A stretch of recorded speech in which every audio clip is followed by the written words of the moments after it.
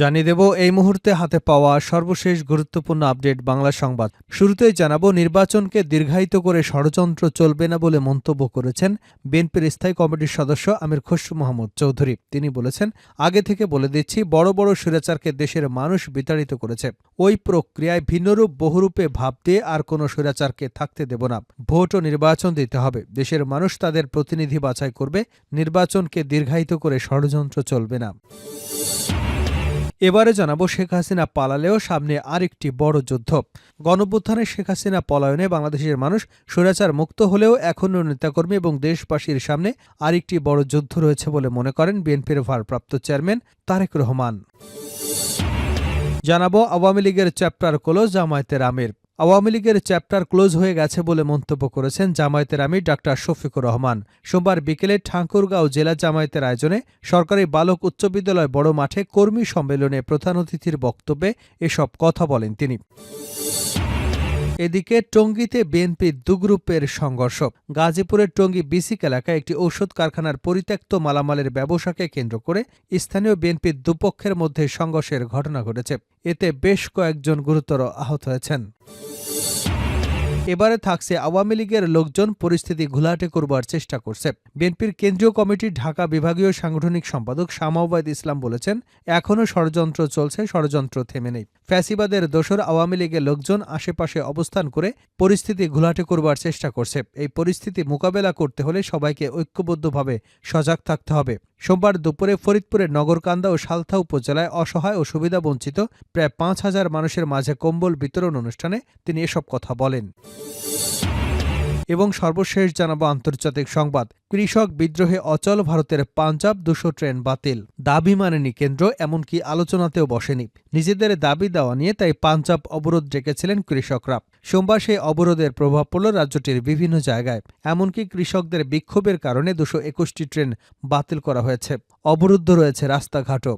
এতক্ষণ শিরোনাম শুনছিলেন, এবার বিস্তারিত। প্রিয় দর্শক, আপনি যদি এই চ্যানেলে নতুন হয়ে থাকেন, ভিডিওটি দেখতে দেখতে চ্যানেলটি সাবস্ক্রাইব করে আমাদের সঙ্গে থাকুন। আর এই ভিডিও সম্পর্কে আপনি আপনার মূল্যবান মতামতটি কমেন্ট বক্সে জানিয়ে দিন। আর হ্যাঁ প্রিয় দর্শক, জানিয়ে দিন ভিডিওটি কোথা থেকে দেখছেন। নির্বাচনকে দীর্ঘায়িত করে ষড়যন্ত্র চলবে না, আমির খসরু। নির্বাচনকে দীর্ঘায়িত করে ষড়যন্ত্র চলবে না বলে মন্তব্য করেছেন বিএনপির স্থায়ী কমিটির সদস্য আমির খসরু মাহমুদ চৌধুরী। তিনি বলেছেন, আগে থেকে বলে দিচ্ছি, বড় বড় স্বৈরাচারকে দেশের মানুষ বিতাড়িত করেছে। ওই প্রক্রিয়ায় ভিন্নরূপ বহুরূপে ভাব দিয়ে আবার কোনো স্বৈরাচারকে থাকতে দেব না। ভোট ও নির্বাচন দিতে হবে, দেশের মানুষ তাদের প্রতিনিধি বাছাই করবে। নির্বাচনকে দীর্ঘায়িত করে ষড়যন্ত্র চলবে না। সোমবার বিকেলে সন্ত্রাস, চাঁদাবাজ এবং নৈরাজ্যের প্রতিবাদে চট্টগ্রাম সদরঘাট থানা বিএনপির উদ্যোগে আয়োজিত শ্রমিক সমাবেশে প্রধান অতিথির বক্তব্যে তিনি এসব কথা বলেন। আমির খসরু মাহমুদ চৌধুরী বলেন, এখানে মাঝখানে এসে কেউ খেলাধুলো করবেন, ভোট পিছিয়ে দেবেন, বিলম্বিত করবেন, অন্য ষড়যন্ত্র করে ওই শেখ হাসিনা একভাবে স্বৈরাচার, আপনারা অন্যভাবে এসব করে লাভ হবে না। তাই আগে থেকে জনগণের দেওয়ালে লিখন পড়তে শিখুন। শেখ হাসিনা জনগণের দেওয়ালে লিখন পড়তে পারেনি। তিনি বলেন, বাংলাদেশের স্বাধীনতা আন্দোলন সহ সমস্ত আন্দোলনে রয়েছে গণতন্ত্রের জন্য।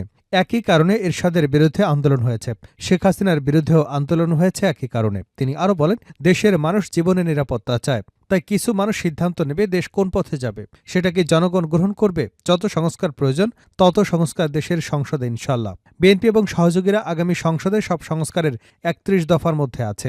এর বাইরে যদি কিছু থাকে, জনগণের ম্যান্ডেট নিয়ে সংসদে সংস্কার করব। সংস্কারের দোহাই দিয়ে নির্বাচন বিলম্বিত না করতে আহ্বান জানিয়ে বিএনপির স্থায়ী কমিটির এই সদস্য বলেন, সংস্কারের দোহাই দিয়ে না, শুধু নির্বাচনের সংস্কার করেন। শেখ হাসিনা পালালেও সামনে আরেকটি বড় যুদ্ধ, নীলফামারীতে তারেক রহমান। গণঅভ্যুত্থানে শেখ হাসিনা পলায়নে বাংলাদেশের মানুষ স্বৈরাচার মুক্ত হলেও এখন নেতাকর্মী এবং দেশবাসীর সামনে আরেকটি বড় যুদ্ধ রয়েছে বলে মনে করেন বিএনপির ভারপ্রাপ্ত চেয়ারম্যান তারেক রহমান ও আমরা বিএনপি পরিবারের প্রধান পৃষ্ঠপোষক তারেক রহমান। তিনি বলেছেন, কি সেই যুদ্ধ? বিগত ১৬ বছর যাবৎ এই দেশের মানুষ, বিশেষ করে রাজনৈতিক দলগুলোর নেতাকর্মীরা মানুষের রাজনৈতিক অধিকার, বাক স্বাধীনতাকে প্রতিষ্ঠিত করবার জন্য দেশবাসীর সহযোগিতা সমর্থন নিয়ে লড়াই সংগ্রাম করেছে। মানুষের সেই অধিকারগুলোকে এখন পর্যায়ক্রমে আমাদের প্রতিষ্ঠিত করতে হবে। ফ্যাসিবাদকে হটাতে গোলাম রাব্বানী সহ যারা শহীদ হয়েছেন, জীবন দিয়েছেন, এটাই ছিল তাদের প্রধান লক্ষ্য। সোমবার বিকেলে নীলফামারীর লক্ষ্মীচাপ দুবছরই মাদ্রাসা মাঠে 2014 সালে র্যাবের ক্রসফায়ারে নিহত বিএনপি নেতা গোলাম রাব্বানীর পরিবারের জন্য নবনির্মিত বাড়ির চাবি হস্তান্তর অনুষ্ঠানে প্রধান অতিথির বক্তব্যে তারেক রহমান এসব কথা বলেন। অনুষ্ঠানে নিহত গোলাম রাব্বানীর স্ত্রী সন্তানের হাতে আমরা বিএনপি পরিবারের সৌজন্যে নির্মিত বাড়ির চাবি তুলে দেন বিএনপির ভারপ্রাপ্ত চেয়ারম্যান। এ সময় জুলাই আগস্টের গণ আন্দোলনে শহীদ হওয়া নীলফামারী, পঞ্চগড় এবং দিনাজপুরে 12 পরিবারের সদস্যদের হাতে 50,000 টাকা করে মোট 6 লাখ টাকার চেক তুলে দেন বিএনপির এই নেতা।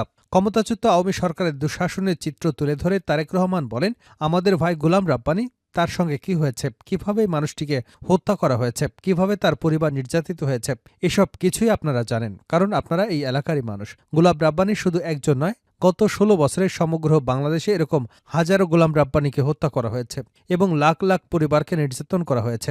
পালিয়ে যাবার কদিন আগেও, এক সপ্তাহ আগেও সেই পলাতক স্বৈরাচার ক্ষমতা ধরে রাখতে প্রায় 20,000-এর মতো মানুষকে হত্যা করেছে, প্রায় 30,000-এর কাছাকাছি মানুষকে বিভিন্নভাবে জখম নির্যাতন করেছে।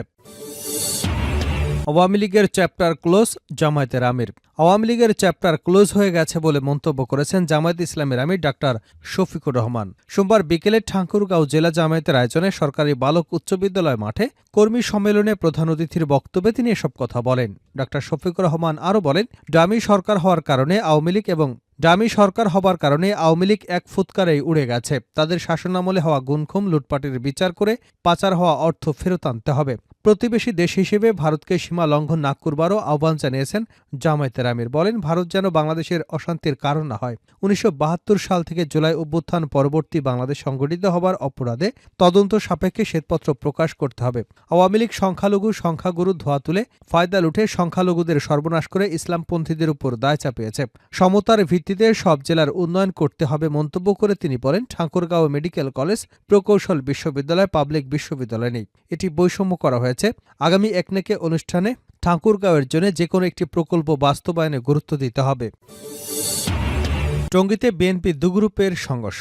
গাজীপুরের টঙ্গী বিসিক এলাকায় একটি ঔষধ কারখানার পরিত্যক্ত মালামালের ব্যবসাকে কেন্দ্র করে স্থানীয় বিএনপি দুপক্ষের মধ্যে সংঘর্ষের ঘটনা ঘটেছে।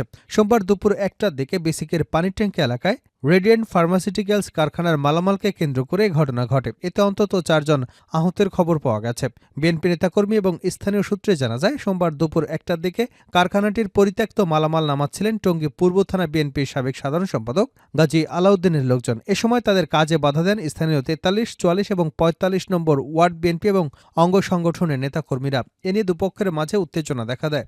এক পর্যায়ে সংঘর্ষের ঘটনা ঘটে। এ সময় বেশ কয়েকজন আহত হবার খবর পাওয়া যায়। 43, 44 এবং 45 নম্বর ওয়ার্ডের নেতাকর্মীরা জানান, তারা বিএনপির স্থানীয় নেতাকর্মী। ওষুধ কারখানাটিতে তাদের ওয়ার্ডে আওতাভুক্ত, সেই হিসেবে কারখানাটির পরিত্যক্ত মালামাল তাদেরই প্রাপ্য। কিন্তু এরই মাঝে গাজী সালাউদ্দিন এবং তার লোকজন আজ দুপুরে জোর খাটিয়ে কারখানাটির মালামাল নামাতে থাকেন।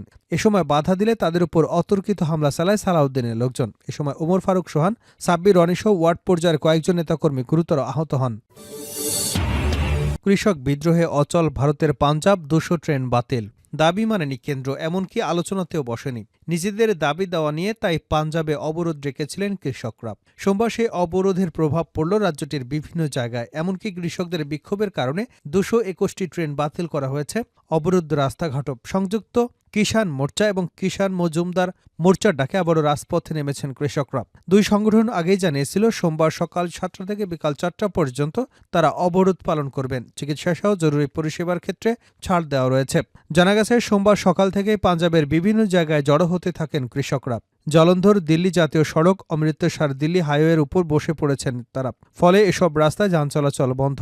মোহালিতে বিমানবন্দরে যাওয়ার পথও অবরোধ করে রেখেছেন কৃষকরা। কৃষকদের কর্মসূচির কারণে যাতে কোনো বিশৃঙ্খলা সৃষ্টি না হয় সেদিকে সজাগ নজর রেখেছে পুলিশ। আইনশৃঙ্খলা বজায় রাখতে মোহালিতে 600 পুলিশ মোতায়েন করা হয়েছে। পুলিশের ঊর্ধ্বতন কর্তারা রাজ্যের পরিস্থিতির উপর নজর রাখছেন। কৃষক নেতা সরণ সিংহ পন্দের বলেন, অবরোধের সময় শুধু জরুরি পরিষেবা ছাড় পাবে। কেউ যদি বিমানবন্দরে যান কিংবা চাকুরির ইন্টারভিউ দিতে বা বিশেষ প্রয়োজন থাকে তাদেরকে আটকানো হবে না। ফসলের ন্যূনতম সহায়ক মূল্য, কৃষি ঋণ মওকুফ, পেনশন ব্যবস্থা, বিদ্যুতের বিল না বাড়ানো সহ 13 দফা দাবিতে আমরণ অনশন শুরু করেছেন ভারতের কৃষক নেতা জগজিৎ সিং ডাল্লেওয়ালে।